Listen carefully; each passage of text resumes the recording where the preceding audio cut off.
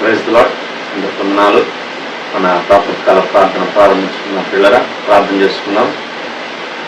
కృపాసత్య సంపూర్ణుడా, మహాగణుడా, మహోన్నతుడా, జీవాధిపతి యేసయ్య, మీకే స్తుతులు స్తోత్రాలు వందనాలు చేయించుకుంటున్నాం.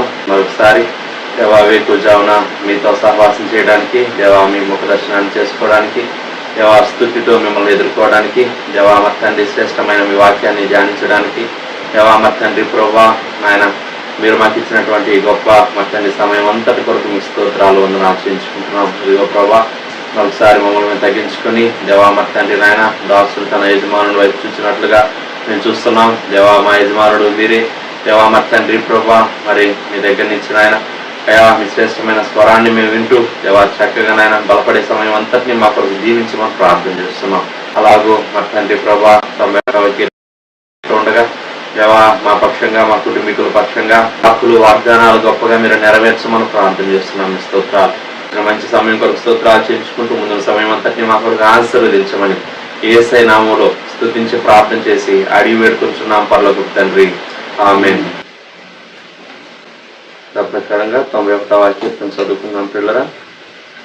మహోన్నతుని చాటున నివసించేవాడే, సర్వశక్తి నీడను విశ్రమించేవాడు. ఆయనే నాకు ఆశ్రయము, నా కోట, నేను నమ్ముకును నా దేవుడని నేను యెహోవాని గురించి చెప్పుచున్నాను. వేటకాని ఊరిలో నుండి ఆయన నిన్ను విడిపించును, నాశనకరమైన తెగులు రాకుండా నిన్ను రక్షించు. ఆయన తన రెక్కలతో నిన్ను కప్పును, ఆయన రెక్కల క్రింద నీకు ఆశ్రయం కలుగును. ఆయన సత్యము కీడమును డాలునై ఉన్నది. రాత్రి వేళ కలుగు భయమునకైనను, పగటి వేళ ఎగురు బాణమునకైనను, టికెట్లో సంచరించు తెగులునకైనను, మధ్యాహ్నం మందు పాడు చేయు రోగమునకైనను నీవు భయపడుకుందువు. నీ ప్రక్కన 1000 మంది పడినను, నీ కుడి పక్కన 10,000 మంది కూలినను అపాయం నీ ఎదుకు రాదు.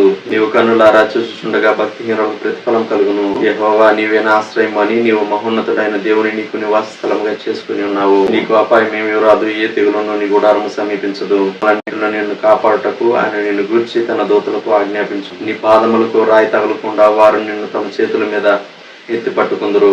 నీవు సింహములను, నాగుపాములను త్రొక్కెదవు, కొదమ సింహములను, కుచంగములను అణగద్రొక్కెదవు. అతడు నన్ను ప్రేమించుచున్నాడు గనుక నేను అతన్ని తప్పించదను. అతడు నా నామము ఎరిగినవాడు గనుక నేను అతని కనపరచదను. అతడు నాకు మొరపెట్టగా నేను అతనికి ఉత్తరం ఇచ్చదను. శ్రమలో నేను అతనికి తోడై ఉండదను. అతను విడిపించి అతని గొప్ప చేసేదను. గాయు చేత అతనిని తృప్తిపరచదను. నా రక్షణ అతనికి చూపించదను. దేవుని వాక్యం విన్నాం పిల్లరా. దైవజనులు ప్రదర్శకులు గారు వచ్చి మనకు దేవుని వాక్యాన్ని అందిస్తారు. ప్రియమైన వారులారా, ఈ ఉదయకాలం నిర్గమకాండ గ్రంథం 36వ అధ్యాయం మొదటి 19 వచనాలు చదువుకోబోతూ ఉన్నాం. Exodus chapter 36 first 19 versus.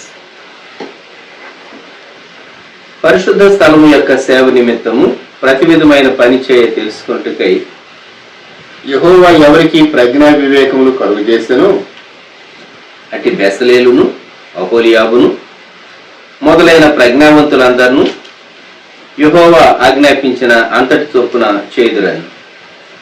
బెసలేలును, అహోలియాబును యెహోవా ఎవరి హృదయంలో ప్రజ్ఞ పుట్టించెను, ఆ పని చేయుటకు ఎవరి హృదయము వారిని రేపెను, వారిని అందరినీ మోషే పిలిపించారు. ఆ పని చేయుటకై వారు పరిశుద్ధ స్థలం యొక్క సేవ కొరకు ఇశ్రాయేలీయులు తెచ్చిన అర్పణములన్నింటినీ మోషే యొద్ద నుండి తీసుకుంది. అయినను ఇశ్రాయేలీయులు ఇంకా ప్రతి ఉదయమున మనఃపూర్వకముగా అర్పణములను అతని యొద్దకు తెచ్చుచుండెను. ప్రార్థన. ప్రియప్రభ, ఈ ప్రాతకాల ధ్యానం మా కొరకు దీవించమని యేసుక్రీస్తు ప్రభా నామములో ప్రార్థిస్తూ ఉన్నాము తండ్రి, ఆమేన్. ప్రియమైన వారులారా, మనం నిర్గమకాండను చదువుకున్నటువంటి భాగంలో 35వ అధ్యాయంలో గుర్తు చేసుకున్నాం. దేవుడు ఏర్పరచుకున్నటువంటి 2 వ్యక్తులు. ఇంతకు మునిపే దేవుడు చెప్పాడు మోషేకు. మోషే మొదటి పర్యాయము కొండ మీద నుండి దిగక మునుపు, తాను 31వ అధ్యాయంలో తాను చెప్పాడు, నేను పలాని గోత్రంలో పలాని వారిని. 31వ అధ్యాయము 2వ వచనంలోనేమో యూదా గోత్రము నుండి బెసలేలు, 6వ వచనంలో దాను గోత్రము నుండి అహోలియాబు, తర్వాత ఇంకా అనేక మంది హృదయాల్లో ఈ జ్ఞానాన్ని ఉంచాను అని దేవుడు చెప్పాడు. మరలా ఇక్కడ దేవుడు రిపీట్ చేస్తూ ఉన్నాడు. ఎందువలన అంటే ఇక్కడ తేడా రాకూడదు. మోషే చాలా స్పష్టంగా దేవుడు చెప్పింది చేయాలి, ఒక కారణం. రెండు, దేవుడు మరలా ఎవరి ఆధ్వర్యంలో ఎవరు పని చేయాలి, ఎవరు సహకరించాలి. మిగిలిన అనేకులు సహకరించబోతూ ఉన్నారు. మిగిలినటువంటి వారు వారితో సహకరించి పని చేయాలి. రెండు షరతులు. ఒకటి, ప్రజ్ఞ ఉండాలి. రెండు, వారి హృదయంలో ప్రేరణ ఉండాలి. దేవుని సేవ అంటే నాకు టాలెంట్ ఉంది, నేను చేస్తాను అని ఒక వ్యక్తి ముందుకు రావచ్చు, కానీ దేవుడు పిలవటం కూడా ఉన్నది. దేవుని ప్రేరణ లేకుండా ఎవరి మనస్సులో ఆ పని చేయుటకు ఎవరి హృదయం వారిని రేపెను, దీనిలో కూడా దేవుని ఆత్మకార్యం చూడగలరు. లేకుంటే ఏమవుతుందంటే ఫ్లెష్, శరీరం అనేది పనిచేస్తుంది. ఇప్పుడు 3వ వచనంలో అర్పణలు తీసుకొస్తూ ఉన్నారు. అర్పణ తీసుకొస్తూ ఉంటే ఇంకా మనఃపూర్వకంగా అర్పణలు తెస్తూనే ఉన్నారు. 3వ వచనం చివరి భాగం. 4వ వచనం గమనించండి, నిర్గమకాండం 36:4. అప్పుడు పరిశుద్ధ స్థల సంబంధమైన పని అంతయు చేయు ప్రజ్ఞావంతులందరిలో ప్రతివాడు తాను చేయు పని విడిచి వచ్చి. 5వ వచనం, మోషేతో చేయవలనని యెహోవా ఆజ్ఞాపించిన పని విషయమైన సేవ కొరకు ప్రజలు కావలసిన దానికంటే బహు విస్తారము తీసుకొని వచ్చుతున్నారని చెప్పగా, ఈ వచనం చదివినప్పుడు మనకి ఏమర్థం అవుతుందంటే, పని చేయబోయేటటువంటి వీరు ఆ వస్తువులు ఇంకా తయారు చేయక మునిపే ఆ వస్తువులకు ఎంత క్వాంటిటీ అవసరం అవుతుందో వీరికి ఒక ఐడియా ఉంది. ఎందుకంటే దేవుడు అంతకు మునుపు అధ్యాయాల్లో చెప్పాడు కదా. మోషే మొదటి పర్యాయం కొండ ఎక్కినప్పుడు మనం 25వ అధ్యాయంలోనేమో మీరు నాకు పరిశుద్ధ స్థానం నిర్మించాలి అని దేవుడు మాట్లాడుతూ 10వ వచనం దగ్గర నుండి తుమ్మకర్రతో చేసేటటువంటి మందసము, దానికి బంగారు తాపడము, ఆ తర్వాత కరుణాపీఠము, కెరూబులు దగ్గర నుండి తర్వాత 23వ వచనం, నిర్గమకాండం 25వ అధ్యాయం 23వ వచనం సముఖపు రొట్టెల బలను గూర్చి, 31వ వచనం బంగారు దీపవృక్షాన్ని గూర్చి, ఇలాగూ 26వ అధ్యాయంలోనేమో 10 తెరలతో మందిరం, నీల ధూమ్ర రక్తవర్ణములు గల పేరిన సలనాలతో దేవుడు ముందే చెప్పాడు. ఇలాగ ఆయా అధ్యాయాల్లో ఆ విషయాలన్నీ దేవుడు చెప్తూ వచ్చాడు. మోషే మొదటి పర్యాయము కొండ దిగక మునుపు. కనుక వీరికి ఐడియా ఉంది ఎంత ఇంచుమించుగా క్వాంటిటీ అవసరం అవుతుంది, ప్రజలు తీసుకుని వచ్చింది సరిపోతుంది.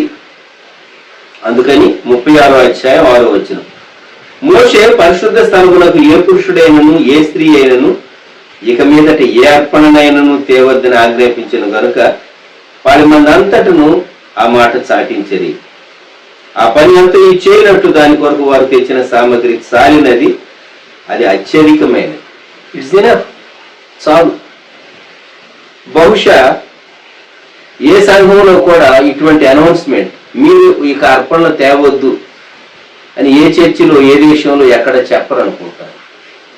ప్రత్యక్ష గుడాల నిర్మాణంలో మాత్రం వారు తెచ్చినటువంటి అర్పణలు అవసరమైన వాటికంటే సమృద్ధిగా వారు తీసుకుని వచ్చారు. 7వ వచనం, గనుక ప్రజలు తీసుకుని వచ్చుట మానిది, చాటింపు వేశారు గనుక. ఇక్కడ వీరు మనపూర్వకముగా అర్పణలు తెచ్చారు. 3వ వచనం చివరి భాగం, ప్రతి ఉదయమున మనపూర్వకముగా అర్పణములను అతని యొద్దకు తెచ్చుచుండు. ప్రభు కొరకు మనం చేసేటటువంటి పని ఏదో బాధ్యత కాబట్టి చేస్తున్నాను, ఉద్యోగం చేస్తూ ఉంటారు, మనసున్నా మనసు లేకపోయినా. అలాగూ కాదు. దేవుని పని చేసేటప్పుడు సంతోషంగాను విధేయతతోనూ లోబడి మనం దేవుని కొరకు చేస్తూ ఉన్నాము అనేటటువంటి గ్రహింపుతో మనం చేయాలి. మత్తయి సువార్త 26వ అధ్యాయంలో యేసు ప్రభువారు బేతనియ గ్రామంలో కుష్ఠరోగి అయినటువంటి సీమోను ఇంట ఉన్నప్పుడు ఒక స్త్రీ చేసిన కార్యాన్ని గుర్చి మత్తయి 26:6 నుండి, యేసు బేతనీలో కుష్ఠరోగి అయిన సీమోను ఇంట ఉన్నప్పుడు ఒక స్త్రీ మిక్కిలి విలువ గల అత్తరు బుడ్డి తీసుకుని ఆయన యొద్దకు వచ్చి ఆయన భోజనములో కూర్చుండగా దాన్ని ఆయన తల మీద పోసింది. ఇది చాలా విలువైనటువంటి అత్తరు. శిష్యులు ఏమన్నారు? ఇంత నష్టం ఎందుకు, ఇంత అమౌంట్ వేస్ట్ చేయాలా అన్నారు. ప్రభువారు ఆయన శిలువ మరణం పొందబోతూ ఉన్నారు కనుక ప్రభు ఏమన్నాడంటే 12వ వచనం, ఈమె ఈ అత్తరు నా శరీరం మీద పోసి నా భూస్థాపన నిమిత్తము దీనిని చేశాను. సర్వలోకముందు ఈ సువార్త ఎక్కడ ప్రకటింపబడినో అక్కడ ఈమె చేసినది ఈమె జ్ఞాపకార్థముగా ప్రశంసింపబడినని మీతో చెప్పుతున్నానని వారితో.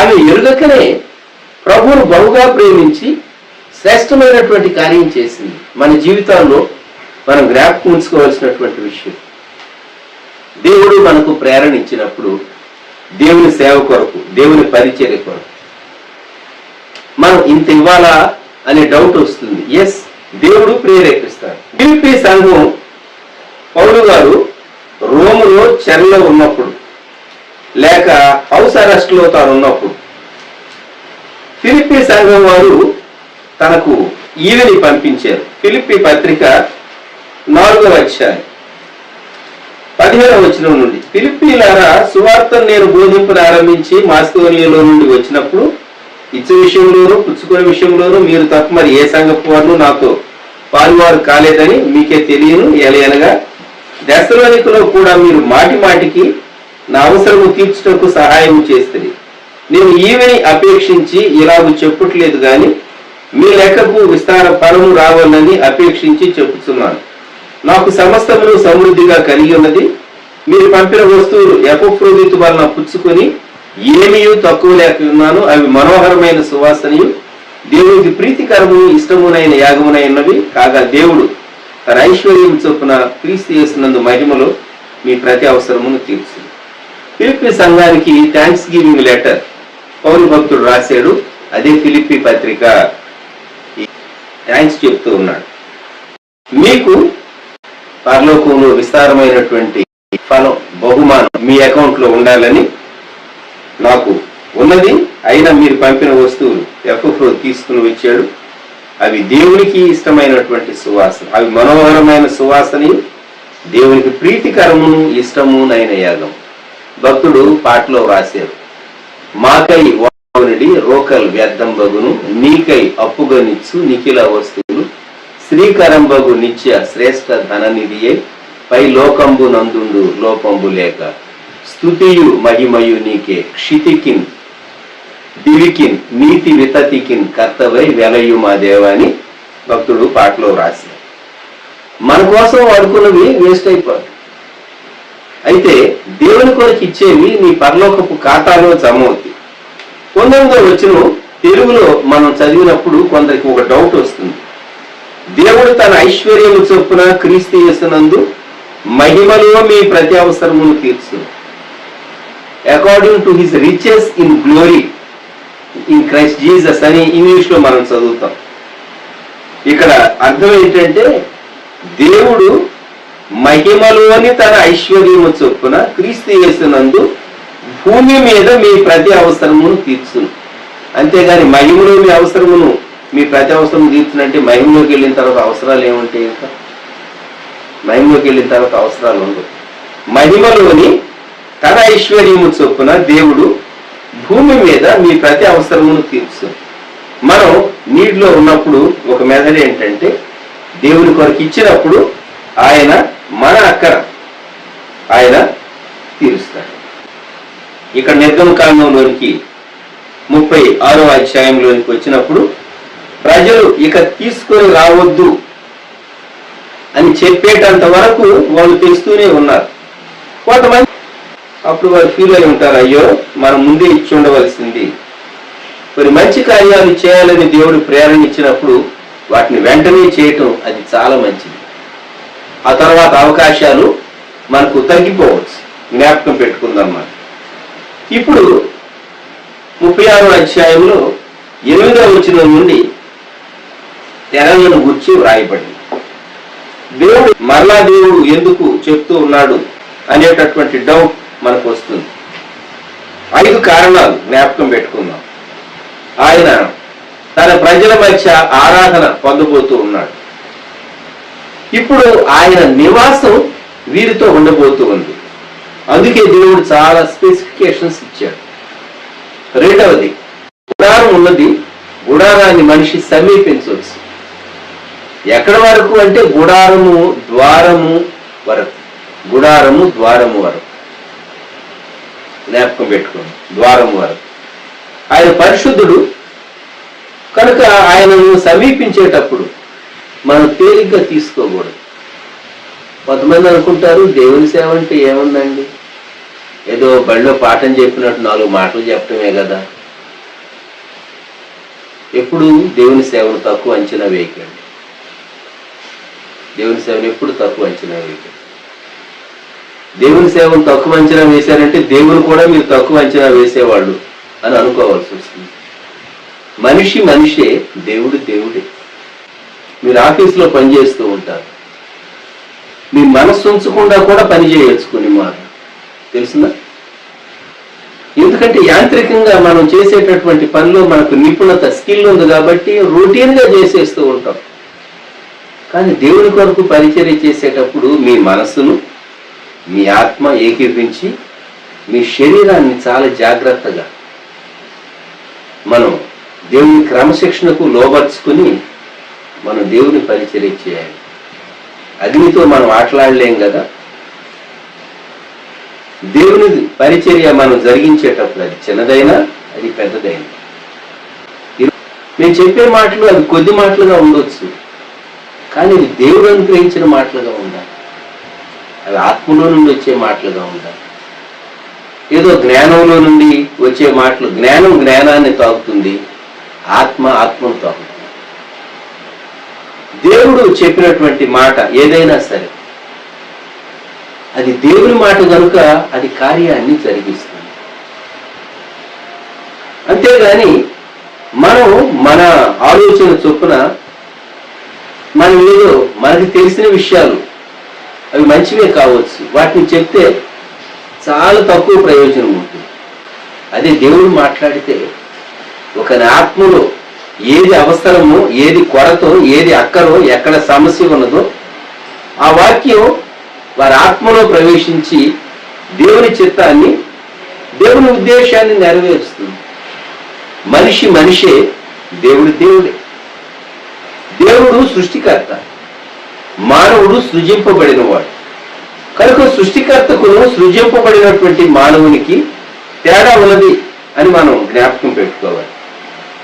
మానవుని స్వభావంలో పాపనైజం ఉన్నది కనుక పాపనైజం కలిగినటువంటి మానవుని కొరకు ప్రాయశ్చిత్తము, ఎటోన్మెంట్ అనేది జరుగుతూనే ఉండాలి. మనం ఆదివారం ప్రభు బలను సమీపించినప్పుడు మనల్ని మనమే పరీక్షించుకుంటాం. ఎందుకు? ఎక్కడైనా మనం దేవుని చిత్తం నుండి తప్పిపోయామా? మనం పర్ఫెక్ట్ అని ఎవరూ చెప్పలేం కదా. దేవుని ఎదుట ఒప్పుకొని సరి చేస్తే ఆ మీదట ప్రభు బలంలో పాల్గొంటాం. దేవుని మందిరం అనేది మిటిక్యులస్ గా దేవుడు కొలతలు ఇచ్చాడు. కొంచెంలో కట్టబడేటటువంటి ప్రతి దేవాలయం కొలతలు దేవుడు ఇస్తాడు అని కాదు, జ్ఞాపకం పెట్టుకుందాం. ఇక్కడ ప్రత్యక్ష గుడారం దేవుడు వారి మధ్య నివసించబోతూ ఉన్నాడు. అయితే ఆయన గుడారంలో నివసించబోతూ ఉన్నాడు. గుడారాల్లో ఎవరు నివసిస్తారండి? గొర్రెల కాపర్లు గుడారాల్లో నివసిస్తారు. యేసుక్రీస్తు ప్రభు నేను గొర్రెలకు మంచి కాపరిని అని చెప్పాడు. కాబట్టి మన మంచి కాపరి శరీరము అనేటటువంటి గుడారంలో యేసుక్రీస్తు ప్రభు ఉన్నాడు. పౌలు భక్తుడు తన శరీరాన్ని గుర్చి శిథిలమయ్యేటటువంటి గుడారం అని మానవుని శరీరాన్ని గుర్చి పౌలు భక్తుడు జ్ఞాపకం చేశాడు. మనం నివసించే శరీరం కూడా ఒక గుడారమే కానీ ఇది శిథిలమయ్యే గుడారం. యేసుక్రీస్తు ప్రభు అయితే ఆయన శరీరంలో నివసించాడు. శరీరం అనేటటువంటి తెరలలో ఆయన నివసించాడు, గుడారంలో ఆయన నివసించాడు. యుద్ధం చేసేటటువంటి సోల్జర్స్ వారు కూడా టెంట్స్ లోనే ఉంటారు. ఎందుకు? టెంట్స్ లో ఉండి ఎక్కడికి అవసరమైతే అక్కడికి టెంట్ వారు మూవ్ చేస్తూ ఉంటారు. మనం కూడా భూమి మీద దేవుని కొరకు జీవించేటటువంటి కాలంలో మనం కూడా టెంట్స్ లో ఉంటూ ఉన్నాం. దేవుడు చాలా చక్కగా ఈ మందిర నిర్మాణాన్ని గురించినటువంటి వివరాలు అంతకు మునుపు చెప్పాడు.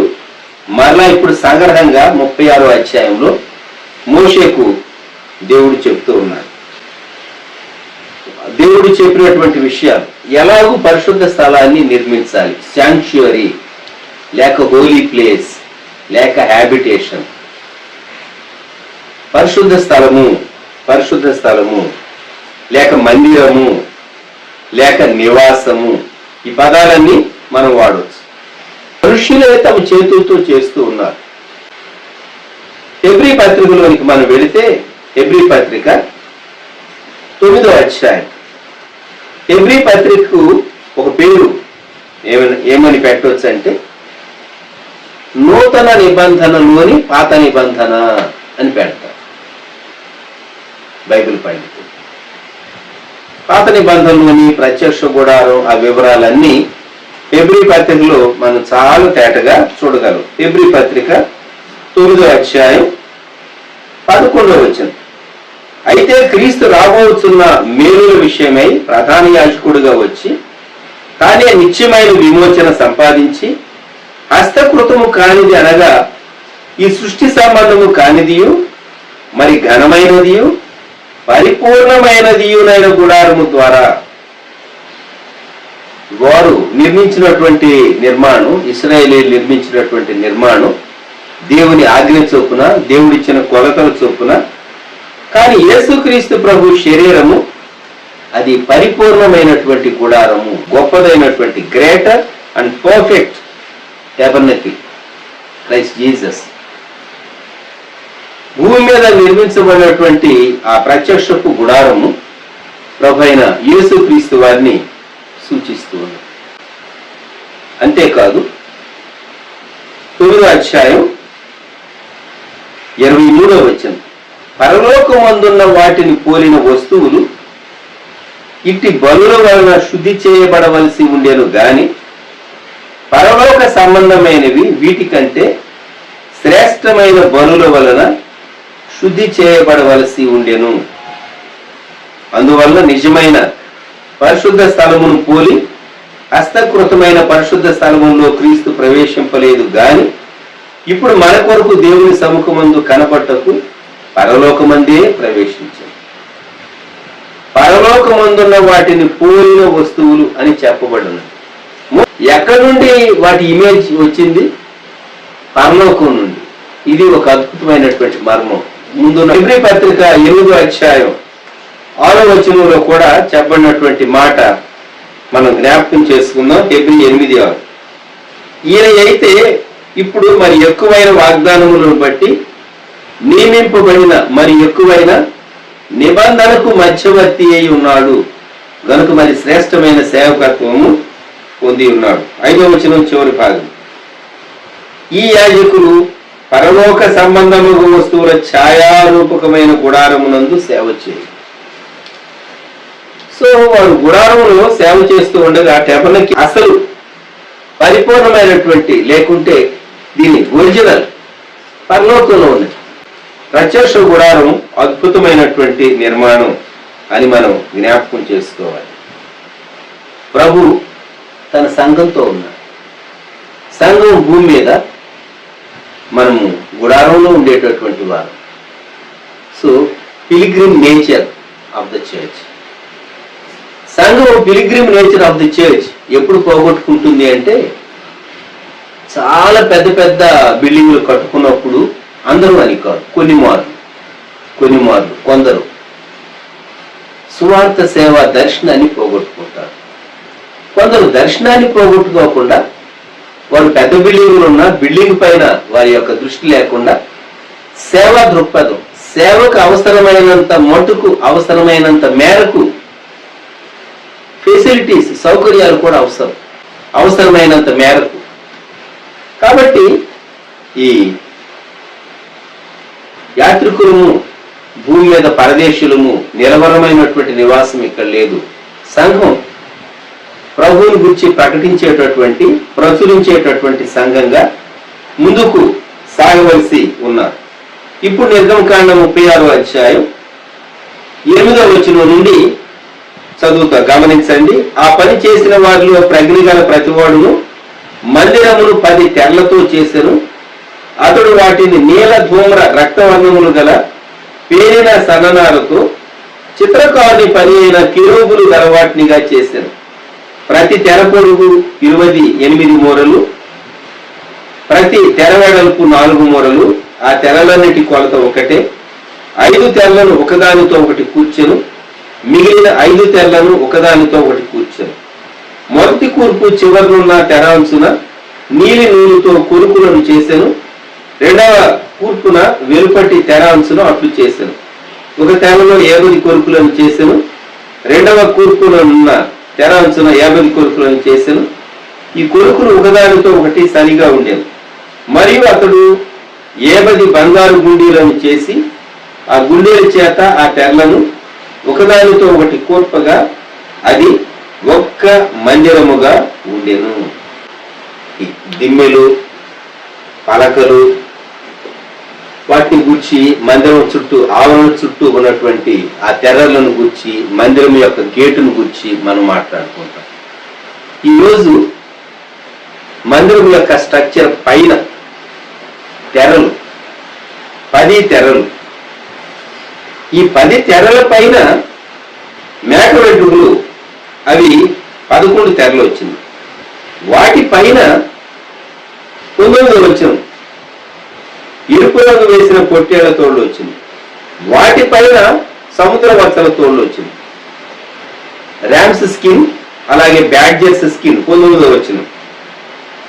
ఇక్కడ 14వ వచనం ఏమో 4 తెరలు వచ్చినవి అంటే వర్షం వచ్చినప్పుడు, ఈతి బాధలు, లేకుంటే వాతావరణంలో కలిగే మార్పులు, ఇవి ఈ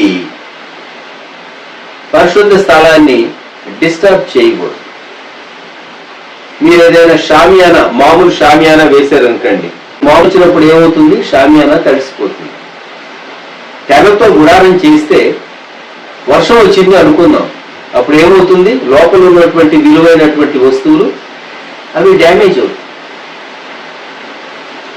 ఆ వర్షపు నీరు ఆ డ్రాప్స్ పడతాయి. మనకు తడిసినటువంటి ఈ షామియానాల నుండి వర్షము పడటం మనం చాలా మంది చూస్తుంటాం. మనం అనుకోం. ఈ ప్రత్యక్ష గుడారం ప్రతిదినం అర్పణలు అర్పించాలి. లోపల ధూపం వేయాలి, దీపాలు వెలిగించాలి, ధూపం వేయాలి. కనుక పరిశుద్ధ స్థలంలో చేయబడవలసినటువంటి పరిచర్య ఉంటూ ఉంది. అన్డిస్టర్బ్డ్ గా ఆ మినిస్ట్రీ ఉండాలి.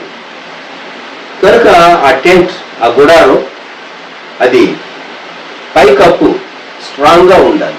4 విధాలైనటువంటి కవరింగ్స్ ఉంటూ ఉన్నాయి. జ్ఞాపకం పెట్టుకుందాం. మొదట 10 తెరలు, 5 ఆ తర్వాత ఆ తెరలకు కురుకులున్నాయి, బంగారు గుండీలున్నాయి. ఇవన్నీ తెరలను గురించి మనం జ్ఞాపకం చేసుకుంటే మంచి కవరింగ్ దేవుడు ఇచ్చాడు. 14వ వచనంలో మేక వెంట్రుకలు, ఇవేమో 11 తెరలు. ప్రతి తెర పొడవెంతో వెడల్పెంతో ఇచ్చాడు. 5 తెరలు 1, 6 తెరలు 1. ఇలా చక్కగా అవి కూర్చోబడి ఆ స్ట్రక్చర్ పైన ఈ కవర్లు 4 కవరింగ్స్ వేయబడి 19వ వచనం వచ్చినప్పుడు 18వ వచనంలో ఇత్తడి గుండీలను ఉన్నది. 13వ వచనంలోనేమో బంగారు గుండీలు ఉన్నది. సో బటన్స్, బంగారు, శ్రేష్టమైన బంగారు యేసుక్రీస్తు ప్రభు యొక్క రాజరికాన్ని సూచిస్తుంది. ఇత్తడి విమోచనను సూచిస్తుంది. ఈ 4 విధాలైనటువంటి కవరింగ్స్ 10 తెరలు, వాటిపైన మేక వెంట్రుకలతో 11 తెరలు, ఆ పైన ఎరుపు రంగు వేసినటువంటి పొట్టేళ్ల తోళ్లు. ఇవి చాలా రఫ్గా ఉంటాయి, పొట్టేళ్ల తోళ్లు గట్టిగా ఉంటాయి. ఎందుకు అంటే ఎంత వర్షం పడినా కూడాను ఏం కాకూడదు. అలాగే పైన ఆఖరిగా బ్యాడ్జెస్ స్కిన్, సముద్ర వత్తల తోళ్లు, ఇవి కూడాను రఫ్గానే ఉంటాయి. ప్రత్యక్ష గుడారం ఎలా కనబడుతుందంటే ఏదో తోళ్లు అవి ఇవి ఉన్నాయి అని అనిపిస్తుంది. అంతేకాని లోపల ఎంత విలువైనటువంటి బంగారుతో తాపడం చేయబడినటువంటి ఆ పలకలన్నీ ఉన్నాయి, ఆ వస్తువులన్నీ ఉన్నాయి. దేవుని సన్నిధి ప్రసన్నత లోపల ఉన్నది. లోపలకు ప్రత్యక్ష గుడారంలోనికి వచ్చినటువంటి, లోపలకు పరిశుద్ధ స్థలంలోనికి వచ్చినటువంటి ఏ వ్యక్తి అయినా ఆ సౌందర్యాన్ని చూస్తే ఆశ్చర్యపోవలసింది. యేసుక్రీస్తు ప్రభువుని మీరు బయట నుంచి చూస్తే, యేసు ప్రభు శిలువ, ఆయన శిలువలో ఆయన 3 మేకులతో ఆయన వేలాడుతూ ఉన్నాడు. ఆయన తనకు తాను సహాయం చేసుకోలేకపోయాడు అని లోకస్తులు తెలియని వారు అనుకుంటారు. ఆయన మన కొరకే శిలువల్లో వేలాడాడు, శాపగ్రాహి అయ్యాడు. మ్రాను పైన వేలాడిన ప్రతివాడు శాపగ్రస్తుడు అని వ్రాయబడినటువంటి ప్రకారం మన శాపాన్ని, మన పాపాన్ని, మన అతిక్రమాన్ని ప్రభు భరించి ఆయన శిలువలో మన కొరకు ఆయన మరణించి సమాధిలోనికి వెళ్ళి తిరిగి పునరుద్ధారుడై లేచినటువంటి ప్రభు. ఆయన ప్రాణం పెట్టాడు, ఆయన తిరిగి తీసుకోవటానికి నాకు అధికారం కలదని ఆయన రుజువుపరిచాడు. మన కొరకైనటువంటి క్రయాన్ని యేసుక్రీస్తు ప్రభు వారు చెల్లించాడు. శరీరం అనేటటువంటి తెర ఆయన చీల్చాడు. ఆయన తెరలలో నివసించినటువంటి దేవాది దేవుడు మన కొరకు గుడారములో ఆయన నివసించాడు. ప్రత్యక్షపు గుడారాన్ని చూస్తే యేసుక్రీస్తు ప్రభు అర్థం కావాలి. ప్రత్యక్ష గుడారం చూస్తే సంఘం మనకు అర్థం కావాలి. జ్ఞాపకం పెట్టుకున్నాం. ప్రత్యక్ష గుడారంలో మనము ఆవరణ, పరిశుద్ధ స్థలం, అతి పరిశుద్ధ స్థలం 3 భాగాలు ఉన్నాయి. వాటిని కాలం ప్రత్యక్ష గుడారం కొరకు అర్పణలు తీసుకుని వచ్చినటువంటి వారు, ఆ ప్రత్యక్షపు గుడారంలో పనిచేసినటువంటి వారు, వారిని గురించి మనం జ్ఞాపకం చేసుకున్నాం. సమృద్ధిగా వారు అర్పణలు తీసుకుని వచ్చారు. ఆ తరువాత ఆ తెరలతో ఆ పైన first covering, second covering, third covering, fourth covering, ఇవన్నీ పైకప్పు చేయబడింది. మనము ఈ ఉదయకాలం దేవుని ప్రజల మధ్య దేవుని నివాసము ఉన్నది. మా ముందర నడిచేటటువంటి దేవతను మా కొరకు చేయమని ఇంత మునుపు చేసినటువంటి తప్పు వీరు ఇంకా చేయడానికి అవకాశం లేదు. ఆ మోషే ఏమయ్యాడో మాకు తెలియదు. మొదటిసారి ఆయన కొండ మీద నుండి దిగటానికి లేట్ అయినప్పుడు వీరికి శోధన వచ్చింది, తప్పిపోయారు. ఇక తప్పిపోవటానికి వీల్లేదు. ఎందుకంటే దేవుని మందస్తము గుడారంలో ఉండబోతూ ఉన్నాయి. దేవుడు ఇచ్చినటువంటి కొలతల చొప్పున ఆ ప్రత్యక్ష గుడారము నిర్మాణం కాబోతున్నది. ఎందుకు ఇంత లెక్కలు దేవుడు ఇచ్చాడు? ఎస్, జీవము కలిగినటువంటి దేవుని సేవించట్లో మనం చాలా నియమబద్ధంగా ఉండాలి అనేది ఇక్కడ నేర్చుకుంటాం. మనం నా ఇష్టం వచ్చినట్టు ఆడతాను, నా ఇష్టం వచ్చినట్టు చేస్తాను లేదు. అలా చేస్తే దేవుని చిత్తంలో నుండి తప్పిపోతావు, దేవుని ఆత్మని నీవు పోగొట్టుకుంటావు. చివరికి మనిషి మిగులుతాడు. అంతేగాని దేవుని ఆత్మను పోగొట్టుకున్న తర్వాత నువ్వేం చేయగలవు? ఎంతకాలం ఏడవాలో తిరిగి, ఎంతకాలం ఏడ్చినా నీకు మొదటి స్థితి మరలా వస్తుందా నీ జీవితంలో? కొంతమంది మొదటి స్థితిని పోగొట్టుకున్న వారు ఎన్నటికీ ఆ మొదటి స్థితిలోనికి రెస్టోర్ కాలేకపోయిన వారు ఉన్నారు. జాగ్రత్త. దేవుని మహిమ గుడారంలో నివసించాలి. కనుక దేవుడు చెప్పినటువంటి నియమాల చొప్పున వీరు చేయవలసినటువంటి వారుగా ఉన్నారు. దేవుని మందిరం, ప్రత్యక్ష గుడారం, the tabernacle, the tent, the dwelling place of God, the sanctuary, God's habitation. It was amidst God's people. దేవుడు తన ప్రజలతో సంఘంలో ఆయన ఉండేటటువంటి దేవుడు, నివాసం చేసేటటువంటి దేవుడు. అటు దేవుని మనం కలిగి ఉన్నందుకు దేవునికి ఎంతైనా మనము స్తుతి చెల్లింపబడుతుంది. ప్రభువు మన గుడారం, ఆయన మన కాపుదల కర్త, ఆయన మన ఆశ్రయం, ఆయన మన నివాసం, ఆయన మనల్ని మన కుటుంబాలను మన కలిగిన వారిని కాపాడేటటువంటి మంచి దేవుడు. ఆయన మన మధ్య ఉన్నాడు, ఆయన మనతో ఉన్నాడు. ఇది మనం ఎక్కువ ఫీల్ చేయాలి.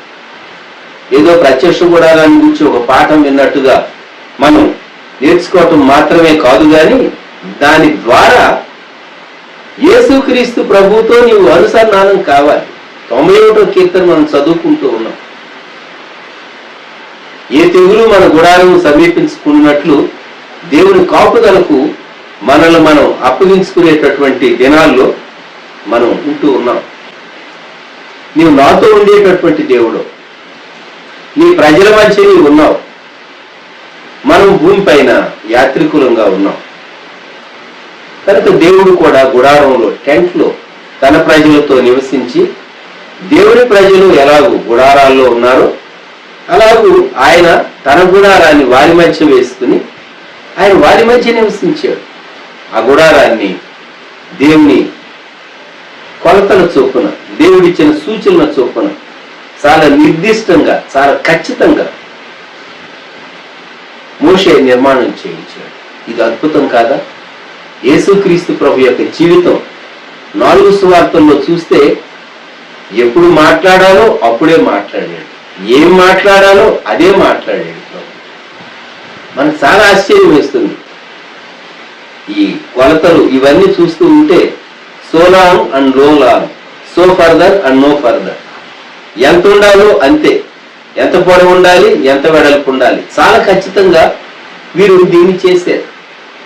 చాలా ఖచ్చితంగా.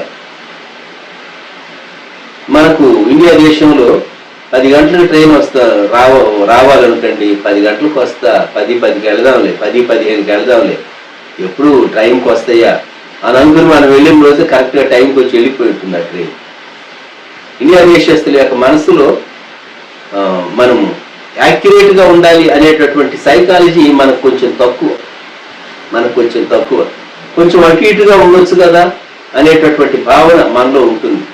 ప్రత్యక్ష కూడా నిర్మాణ విషయాల్లో తేడాలు వస్తాయి. అందుకే చాలా ఖచ్చితమైన కొలతలు దేవుడు ఇచ్చాడు. తెరలను కూర్చున్నటువంటి కొలతలు కూడా దేవుడు ఇచ్చాడు. ప్రియమైన వారిలారా, మనం సేవించేటటువంటి దేవుడు ఆయన ప్రేమామయుడు, అయితే అదే సమయంలో ఆయన పరిశుద్ధుడు, ఆయన గొప్ప దేవుడు, ఆయన గంభీరమైనటువంటి వాడు. కనుక ఆయన సేవించేటటువంటి ప్రజలంగా, ఆయన కొరకు జీవించేటటువంటి జీవితంలో మనం పాటించవలసినటువంటి చాలా చక్కని నియమాలు. మనం సేవించేటటువంటి దేవుడు గొప్ప దేవుడు అని మనం జ్ఞాపకం చేసుకుంటూ, దేవుని మహిమ మనం చూడాలి అంటే, ప్రత్యక్ష గుడారంలో దేవుని మహిమ నిండాలి అంటే, ఆయన చెప్పిన కొలతల చొప్పున ఆ మందిరం నిర్మాణం అవుతూ ఉంది. ఇదేమో మనం తెరలను గుర్చి మనం జ్ఞాపకం చేసుకున్నాం. చేసి కనులు మూసుకుందాం, తలలు మూసుకుందాం, ప్రార్థన చేసుకుందాం.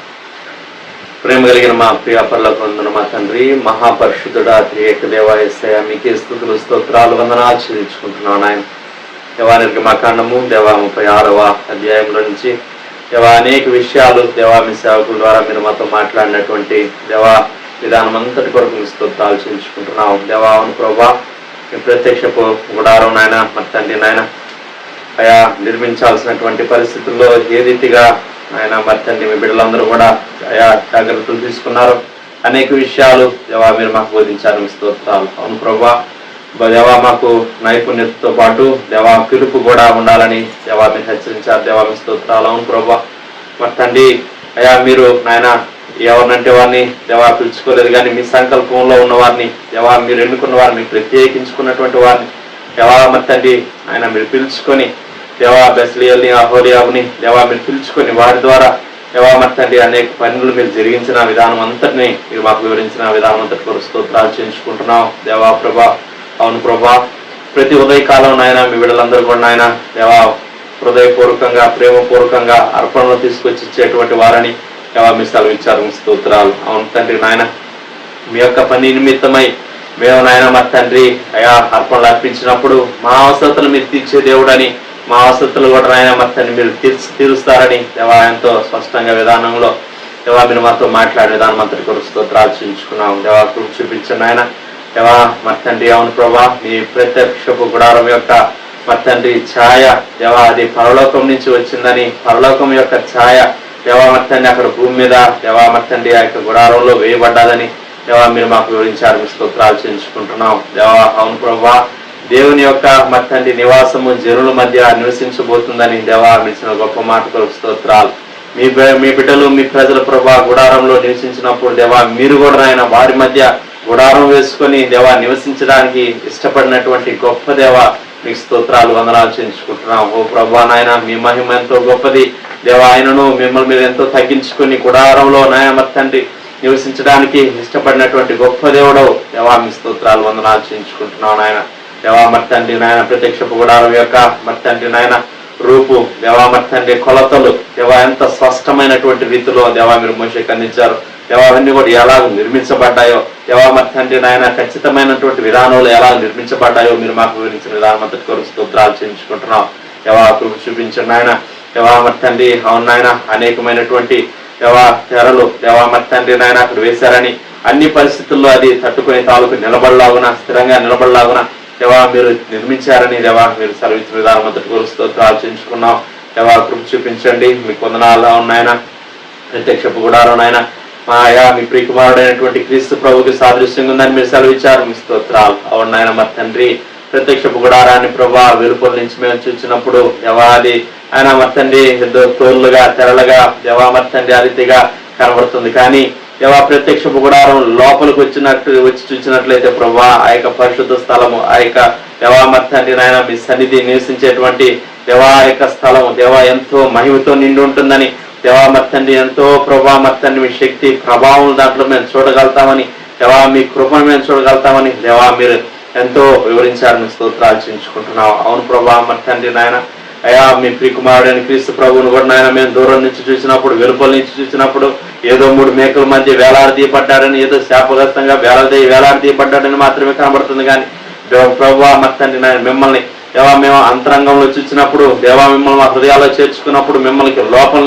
లోపల మిమ్మల్ని చూసినప్పుడు నాయన మా తండ్రి ఎంతో మరి అది సౌందర్యంగా ఉంటారని దేవా మా తండ్రి ఎంతో మహిమతో దేవా మీరు నింపబడి ఉన్నారని, ఆ మహిమను మేము కూడా అనుభవిస్తామని మీరు సెలవిచ్చిన మాటలన్నిటి కొరకు స్తోత్రాలు చేయించుకుంటున్నాం. అవును ప్రభా మేము కూడా నాయన మిమ్మల్ని పై చూడకుండా మాకు చూడకుండా మా తండ్రి లోపల చూడడానికి సహాయం చేయండి, ఆత్మలో మిమ్మల్ని చూడడానికి సహాయం చేయండి, హృదయంలో మిమ్మల్ని చేర్చుకొని సంతోషంగా చక్కగా మా తండ్రి నాయన మరి ప్రభా మీ మహిమను శక్తిని బలాన్ని అంతటిని మేము స్వతంత్రించుకోవడానికి మా సాయం చేయమని ప్రార్థన చేస్తున్నాం ఆయన. దేవా ఇచ్చిన గొప్ప మాటలన్నిటి కొరకు మీ స్తోత్రాలు వందన. మీరే దేవా వారి మధ్యలోనికి వచ్చి నివసించారని మీరు సెలవిచ్చారు. మీ స్తోత్రాలు చూసుకుంటున్నాం. అవును ప్రభా మరి తండ్రి ప్రభా మీ సన్నిధి ప్రసన్నతను మీరు వారి మధ్యలో ఉంచారు. మీకు స్తోత్రాలు చేయించుకుంటున్నాను ఆయన. దేవా కృప చూపించండి. విన్న వాక్కు మా అందరి హృదయాల్లో నీరు కట్టి ఫలింపజేయమని ప్రార్థన చేస్తున్నాను ఆయన. దేవా మరి తండ్రి నాయన మీ యొక్క పరిశుద్ధ గ్రంథంలో ఉండేటువంటి మర్మాలు సత్యాలన్నీ కూడా దేవా మా హృదయాల్లో మీరు భద్రపరచమని ప్రార్థన చేస్తున్నాం. మిమ్మల్ని గురించినటువంటి అనుభవ జ్ఞానంతో మమ్మల్ని దేవా దినదినం నింపుతున్న విధానం అంతటి కొరకు స్తోత్రాలు చేయించుకుంటున్నాం. దేవా కృప చూపించండి. దేవా వాక్యం అందించినటువంటి సేవకుల కొరకు మీ స్తోత్రాలు వందనాలు చేయించుకుంటున్నాం. మీరే కృప చూపించమని ఇంకనూ ప్రభా మీ పరలోకపు ఐశ్వర్యం చొప్పున దేవా మత్తాన్ని మీ మా యొక్క ప్రతి అవసరతను మీరే తీర్చి మీ నామానికి మహిమ తెచ్చుకోమని ప్రార్థన చేస్తున్నాను. సమస్త విషయాల్లో సహాయం చేయండి. ఇంకనూ ప్రత్యేకంగా అనారోగ్యంతో ఉన్న వారి కొరకు ప్రార్థన చేస్తున్నాం. బలపరచండి, ముట్టి స్వస్థపరచండి, మంచి ఆరోగ్యంతో నింపండి. బిడ్డలు ఎటువంటి దేవా అక్కర్ల అవసరతలు కలిగి ఉన్నారు వారి అందరి యొక్క అక్కర్ల అవసరతలు మీరు తీర్చమని ప్రార్థన చేస్తున్నాం. మీ ఘనత మహిమ ప్రభావాలు మీకు ఆరోపించుకుంటూ యేసుక్రీస్తు వారైతే పరిశుద్ధమైన నామంలో స్తుతించి ప్రార్థన చేసి అడిగి వేడుకుంటున్నాం పరలోకపు తండ్రి, ఆమేన్. మన తండ్రి అయిన దేవుని యొక్క ప్రేమ, కుమారుడైన యేసుక్రీస్తు యొక్క కృప, పరిశుద్ధాత్మ యొక్క అన్యోన్య సహవాసం, ఆశీర్వాదం సదాకాలం మనందరికీ తోడైనను గాక. ఆమేన్. ఆమేన్. వందనాలు. Praise the lord.